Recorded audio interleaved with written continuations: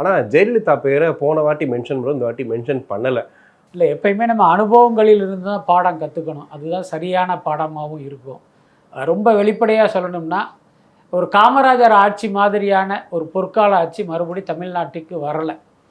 பல்வேறு முதல்வர்களுடைய ஆட்சி நடந்தாலும், இப்போ எம்ஜிஆராக இருக்கட்டும், கருணாநிதியாக இருக்கட்டும், ஜெயலலிதாவாக இருக்கட்டும், இவர்கள் ஆட்சி காலத்தில் தமிழ்நாடு வந்து ஓரளவுக்கு வளர்ச்சி அடைந்திருக்கு. அதுலெல்லாம் மாற்றம் இல்லை. அதே நேரம் ஒரு பாசிட்டிவான விஷயங்களை விட ஒரு நெகட்டிவான விஷயங்கள் தான் அதிகமாக இருக்குது.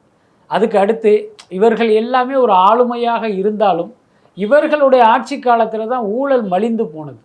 என்ன, நீ மக்கள் பணத்தை சுரண்டுனா எவனும் நம்மளை கேட்க மாட்டான் என்ன அப்படிங்கிற ஒரு தைரியம் வந்ததே இவர்களுடைய ஆட்சியில் தான். அப்படி இருக்கும்போது ஒரு பொற்கால ஆட்சி, ஒரு சூப்பர் ஸ்டார் ஆட்சின்னு ஒரு விஷயத்தை பற்றி பேசும்போது இவங்க ஆட்சியை எப்படி சொல்ல முடியும்?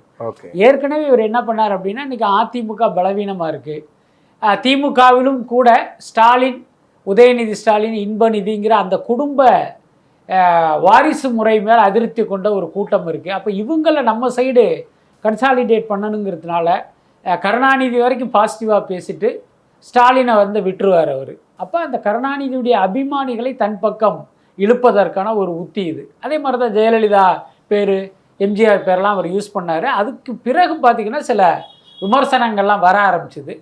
இப்போ வந்து கொஞ்சம் உஷாராக இருக்கிறார். அப்போ நம்ம இனிமேல் பேசும்போது கொஞ்சம் கவனமாக பேசணும் அப்படிங்கிறதுனால இவர்களை எல்லாம் தவிர்த்து இருக்கார். அதை அப்படி தான் எடுத்துக்கணும்.